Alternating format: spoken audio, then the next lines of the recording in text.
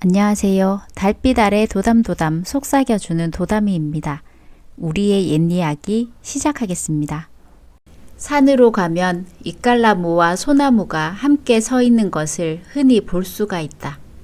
어째서 이깔나무와 소나무가 다정히 한데 서 있는가 하는 것을 두고 예로부터 아름다운 이야기가 전해오고 있다.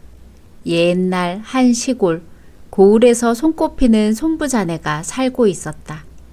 손부자네 집에는 머슴들이 많았는데 그 중에는 키가 훤칠하고 사자 어깨에 용의 허리요, 솔밭 눈썹에 이글이글한 두 눈을 가진 이갈이라는 총각이 있었다.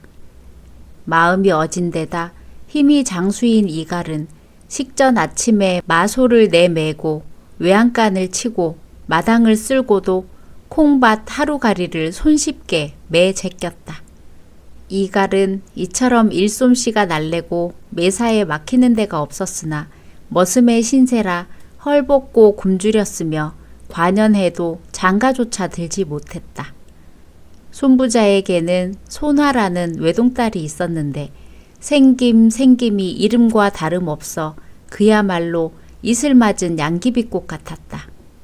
후원 별당에서 금지 오겹으로 고이 자란 손화는 이팔이 되니 육내에 막힘없고 침선질도 귀신 같아 인물 곱고 재간 있는 교수라고 그 소문이 원근에 자자했다.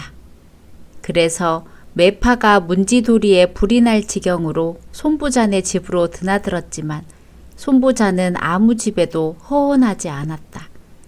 가사는 많으나 문벌이 높지 못한 그는 사위를 골라도 정승이나 판서쯤 되는 사람을 택할 심산이었던 것이었다. 그리하여 숱한 돈을 먹여 한양에 연주를 달았는데 그 부탁이 한양 감투 부탁이 되었는지 소식이 감감해서 속만 태웠다. 그리고 그의 딸 손화 역시 한창 피어나는 시절이라 가슴에 정열이 넘치고 단꿈도 많았으나 조롱에 갇힌 새의 신세여서 속절없는 나날을 한숨으로 보냈다. 그러던 어느 날이었다. 손화는 외할머니가 너무도 보고 싶어 어머니와 함께 외가에 다녀오게 되었다. 부잣집 나들이라 가마 두 대가 가운데 서고 앞뒤에 하인들이 줄지어 섰는데 이갈은 예물을 실은 짐수레를 몰고 가마의 뒤를 따랐다. 이갈은 여태 손부자네 집에서 일해왔지만 이날 처음으로 손화를 보게 되었다. 과연 듣던 소문과 같이 선녀가 광한전에 내린 듯 햇빛이 다 무색할 정도였다. 이갈은 가마에 오르는 손화를 한번 보고 나서 어쩐지 또 보고 싶은 생각이 들었다. 한편 손화는 이갈과 눈이 마주치자 속으로 깜짝 놀라 고개를 수그렸다. 아니, 어쩌면 우리 집에 저런 남자가 있을까? 다시 슬쩍 바라보니 옷은 허름해도 과연 혹을 남하였다. 손화는 가끔 부모들이 하는 말을 듣고 자기 집에 일솜씨가 번개 같고 마음씨 고운 머슴이 있다는 걸 알았는데 눈앞에 이 혹을 남아가 그 머슴 총각이라고 단정했다. 그래서 가는 길에 줄창 그 총각의 행동 거지를 훔쳐보았는데 틀림없는 의젓한 사나이였다. 이번 나들이가 있은 후 이갈과 손화는 서로 은근히 사모하게 되었다. 하루 일에 지쳐 있다가도 이갈은 밤이 되면 손화를 생각했다. 그러나 지척이 천리라고 손화의 별당은 불과 몇십 걸음 밖이었지만 천만리 아득하기만 하였고 그 멀고 먼 곳에서 손화가 별빛처럼 반짝이는 것 같았다. 이갈은 한숨 쉬었다. 정말 하늘의 별이로구나. 이갈은 그 별빛을 바라보는 것만 해도 행복했다. 손화는 밤낮으로 하는 일이 없는지라 이갈의 생각뿐이었다. 날이 갈수록 사무치게 그리웠다. 한번 다시 만나보기만 해도 가슴에 맺힌 옹이 풀릴 것만 같았다. 손화는 손톱을 씹으며 세상을 저주했다. 이놈의 세상에 빈부 귀천은 왜 생겼는고? 에고, 내 속이야.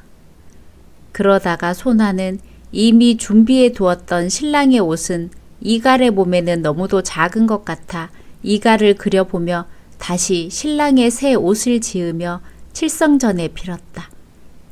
비나이다 비나이다 현명하신 칠성님 전 비나이다. 천지신명은 굽어 살피사 소녀 이갈과 더불어 평생 연분을 맺게 하여 주옵소서.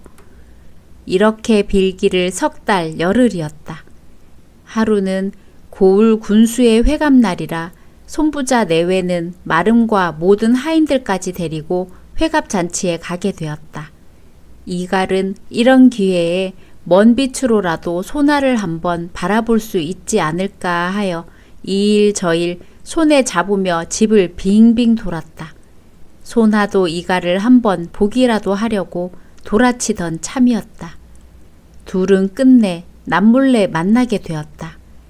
말 타면 견마 잡히고 싶다고 소나는 이갈을 보자 얼른 자기가 지어놓은 신랑의 새 옷을 입혀놓고 한번 보고 싶은 생각이 불쑥 올라와 백사불구하고 이갈을 자기의 별당으로 청했다. 이갈은 천만 뜻밖이나 이런 복이 어디 있으랴고 들뜨는 가슴을 진정하고 두 다리가 떨려 후들거리며 소나를 따라 나섰다.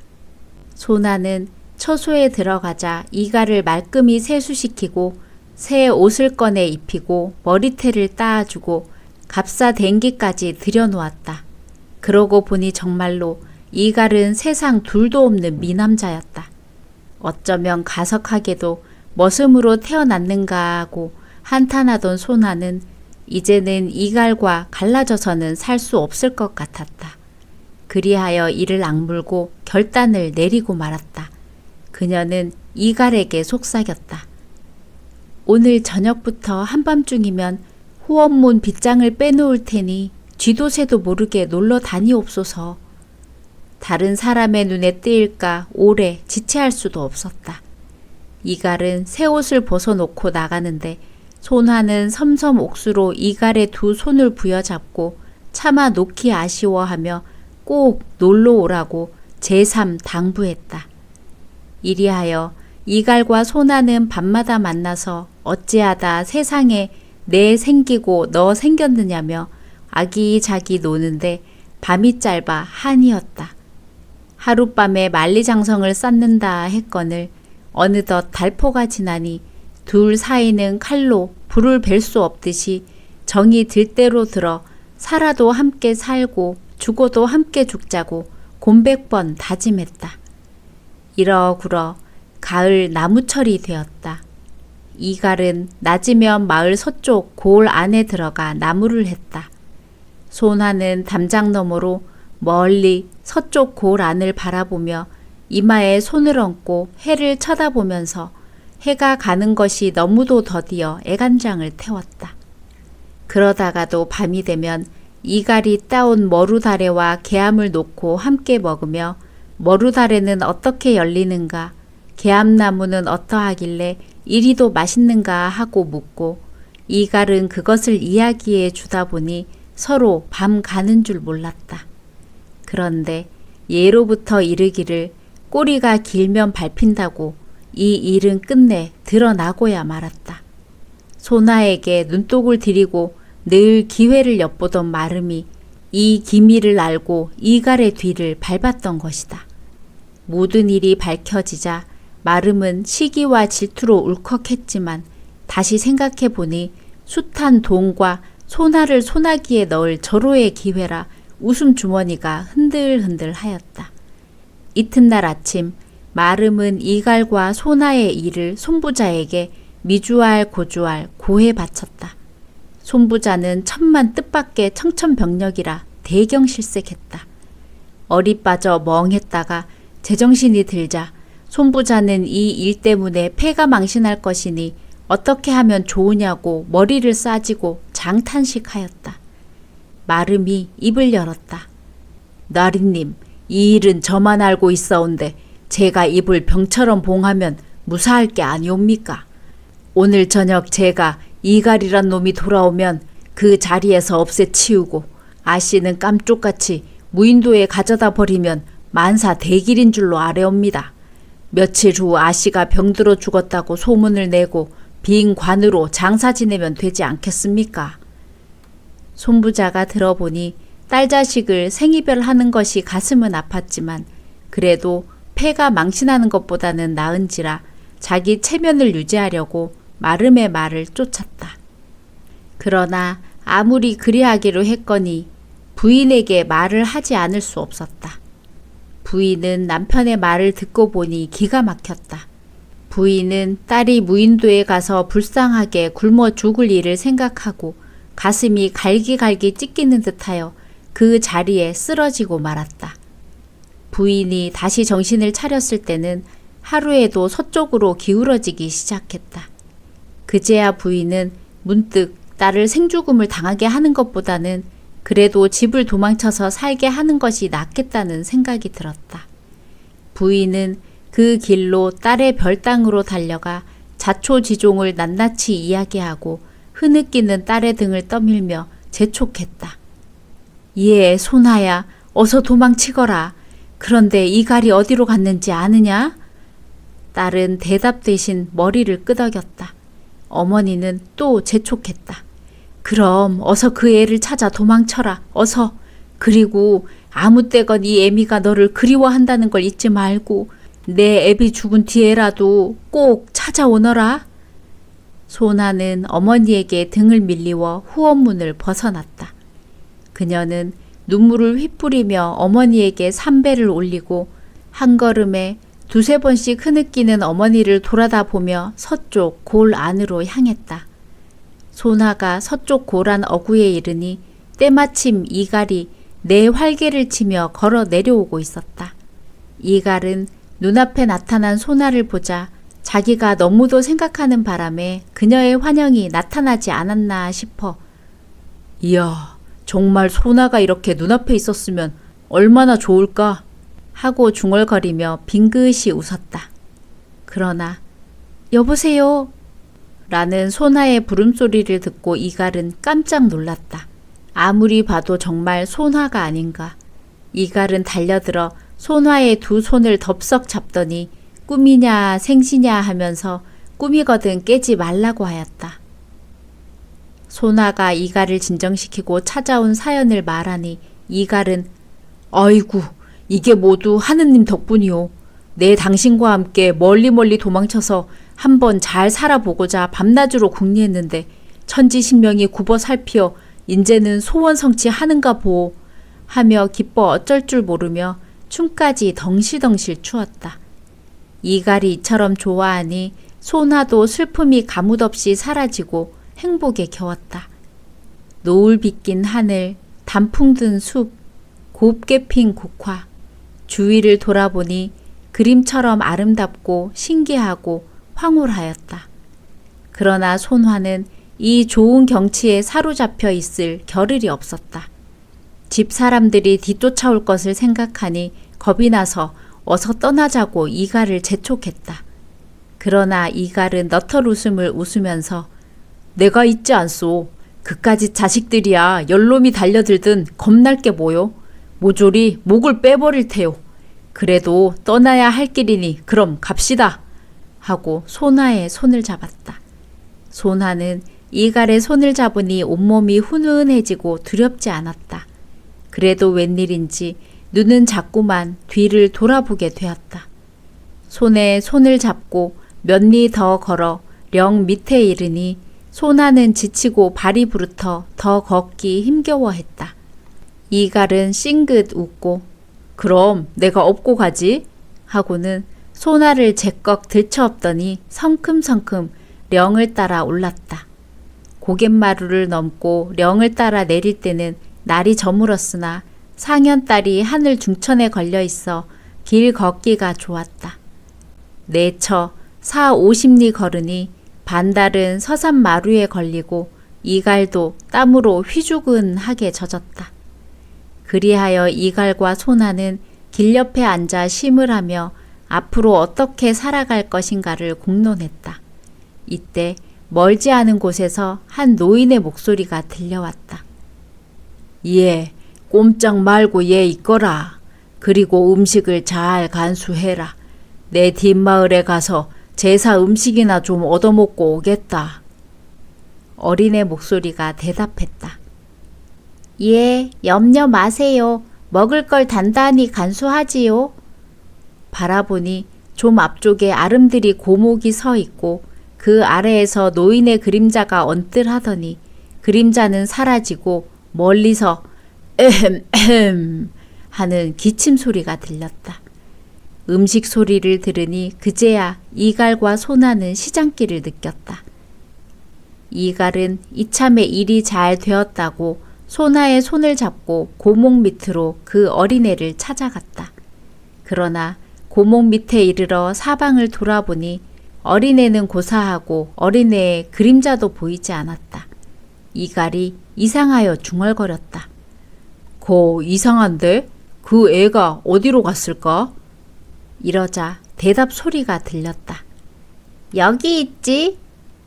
여기라니 어디냐? 여기 구세 먹은 나무구멍 속에 있지. 이갈이 머리를 들고 바라보니 아름드리 고목의 한 키쯤 높은 곳에 사발만큼한 구멍이 뚫어졌는데 말소리는 그 속에서 울려나왔다.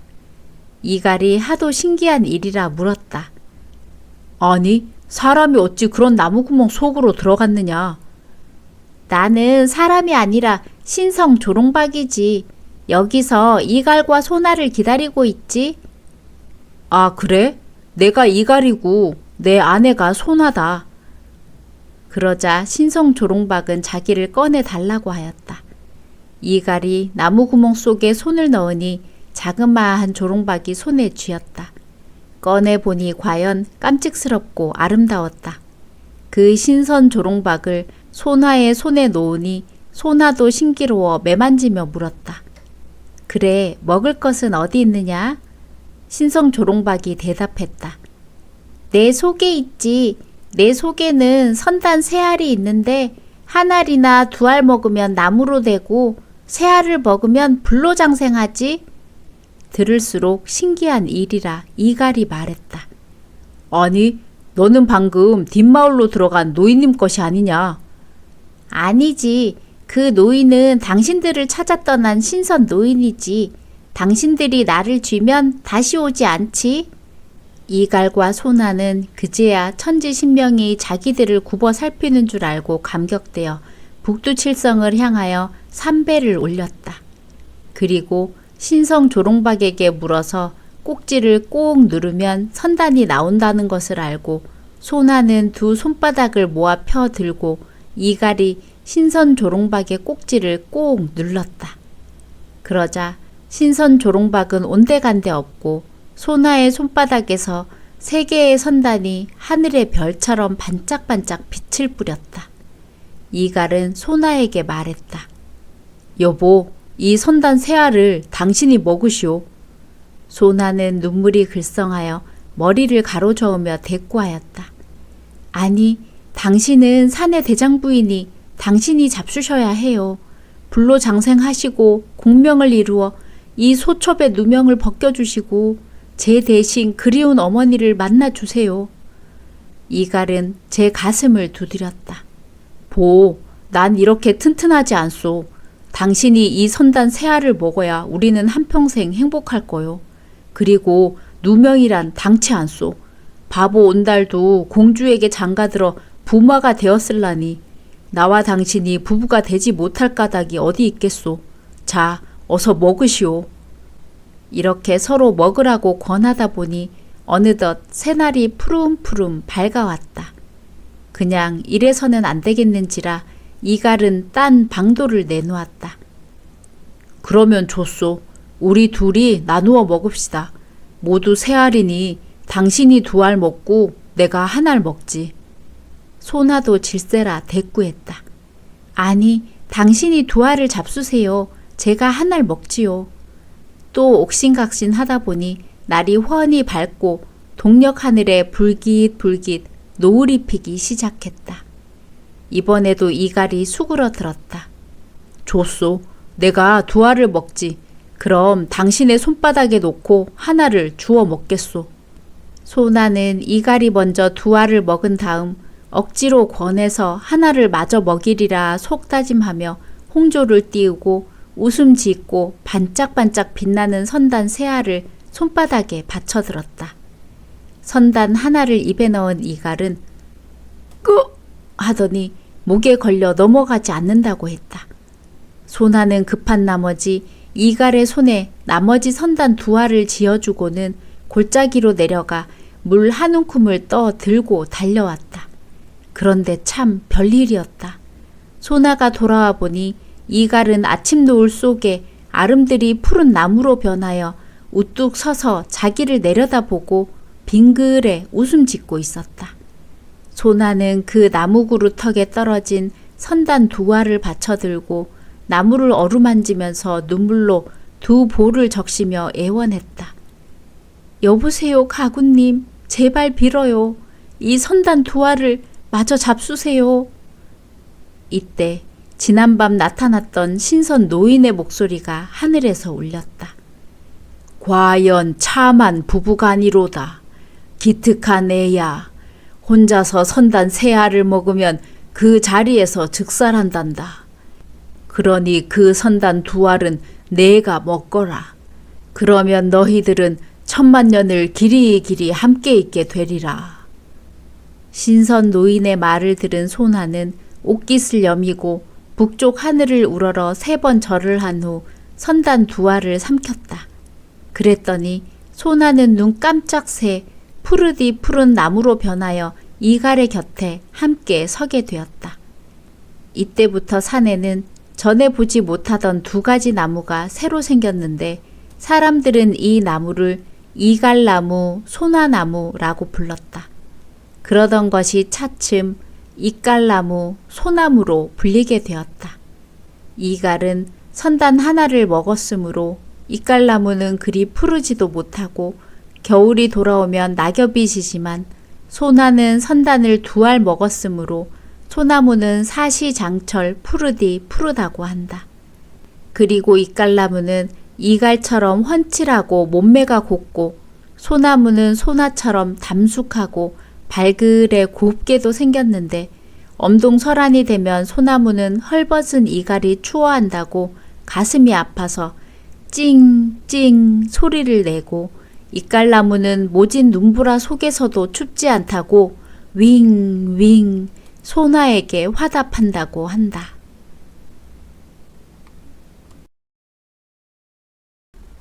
오늘의 이야기는 여기까지입니다. 재미있으셨다면 구독, 좋아요 부탁드립니다.